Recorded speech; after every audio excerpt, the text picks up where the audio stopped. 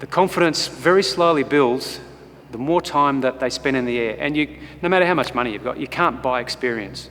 You actually have to sit in the seat with the propeller going around and airborne to build that experience level and build that confidence. So they do go hand in hand. The more you fly, and the more you fly on your own, the more your confidence will build as well. And you'll be confident in yourself that if something does arise, you'll be able to handle it. Every year, thousands of students across the country begin their flight training. Whether it's overcoming fear, a career in aviation, or the enjoyment of flying, students start by enrolling in flight school. On the Sunshine Coast, Go Fly Aviation, operated by Damien Wills and his team of instructors, work hard, have fun, and teach everyday people to fulfill their dream of taking flight.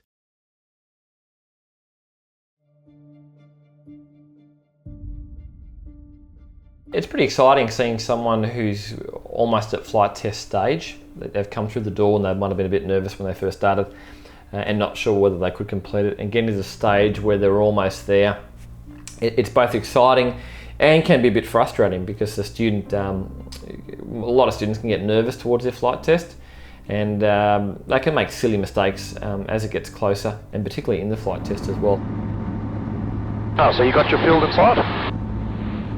Stephen and Adam are conducting practice forced landings. Part of the upcoming flight test will require Stephen to demonstrate his ability to conduct practiced forced landings and precautionary search and landings.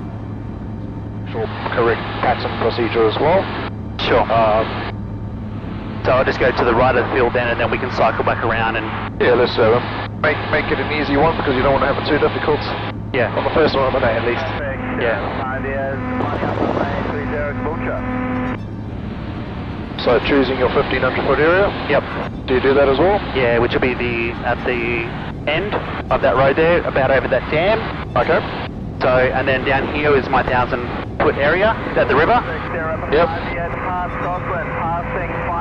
Alright, so should we close the throttles from there? Yep. Let's do that. Okay. Alright. Keeping it up at 70 knots. Max glide speed. Okay. Adam, we have suffered complete engine failure. Actually, firstly, cycle.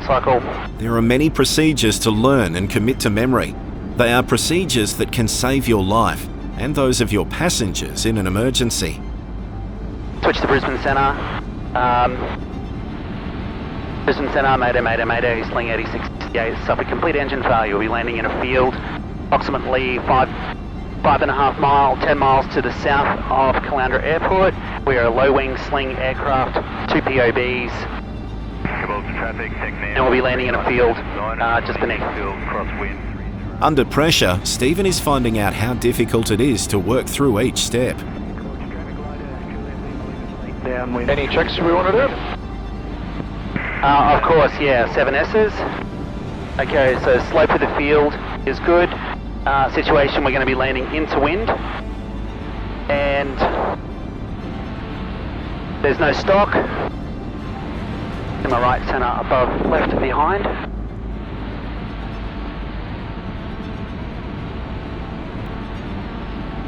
Surface is good. So show me again which field you're going for. On that road. See that road just there? Yep. That's the road we'll be landing on. Fantastic. Alright.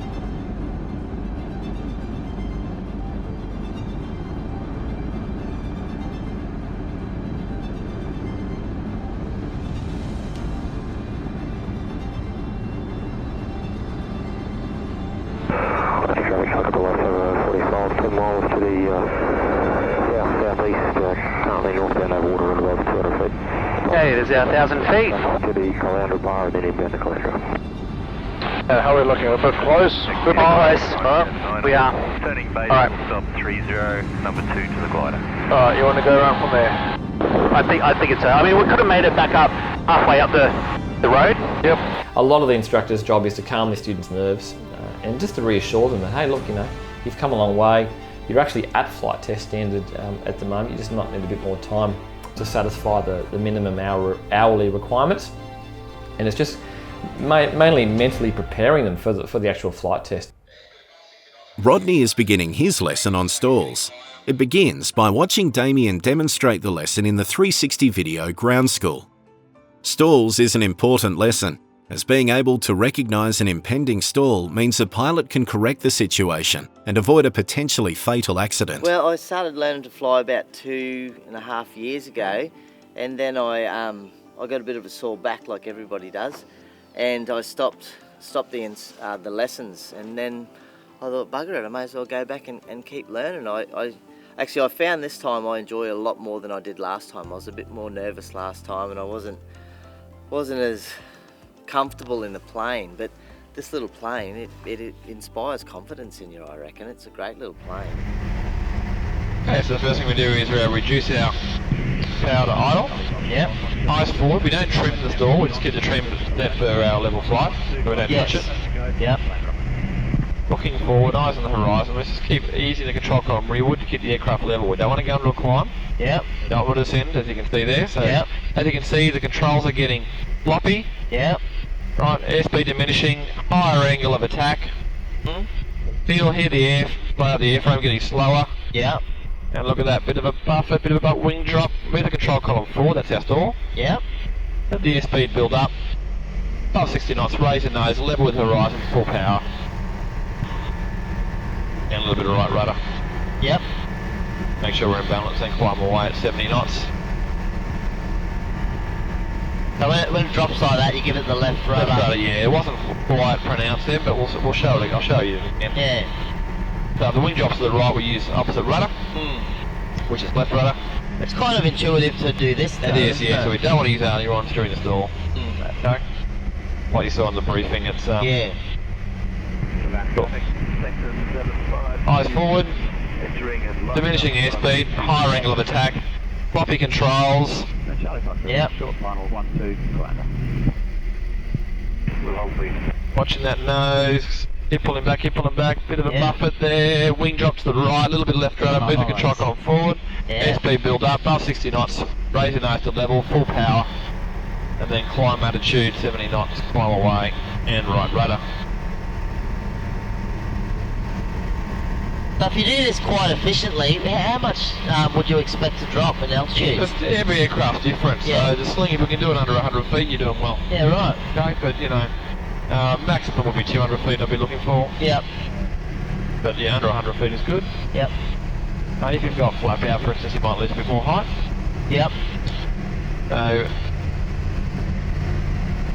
I'll talk you through this one. I'm just going to trim for level flight again. Okay.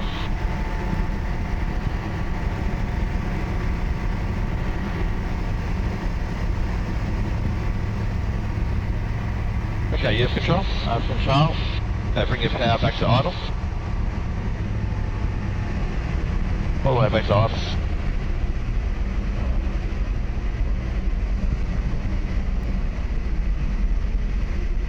Well, we'll keep moving the control column rear. We can feel that they're getting a higher angle of attack, decreasing airspeed. Yep. Controls are getting floppy. We're approaching the stall. Keep pulling back, keep pulling back, keep pulling back. Yep, keep pulling back, keep pulling back. Put them back, there's our buffer, and that's our stall there. So move the control column forward, not too much, about there, that's alright. Now raise the nose above 60 knots, so raise the nose down, and then when you're level with the horizon, full power, full power. Don't put the power on too early. Yep. Because you'll be heading down. Correct, you'll just be accelerating down to the ground. And 5,000? Yeah, so start climbing back up to 3,000 feet, yeah. Almost a natural. They did well. Didn't get sick, which is good. That lesson was stalls, which slowing the aircraft down until it stalls, and then you have to dip the nose and catch your airspeed back up, full throttle, and then climb out of it. So the first one I was a little bit go too far forward on the stick, so we dropped right down. But after that, I think it's very gentle actually, between a good one and a terrible one like my first one. Back in the hangar, Adam and Stephen debrief about the lesson. So having a look at today, I'm very happy with how your flying's going, and you're definitely on track to getting to that flight test and doing well in it. I think one of your greatest strengths at the moment is your airmanship. So you're doing good lookouts, verbalizing everything, making it really clear to the person sitting next to you, and letting them know what you're actually doing, which is fantastic.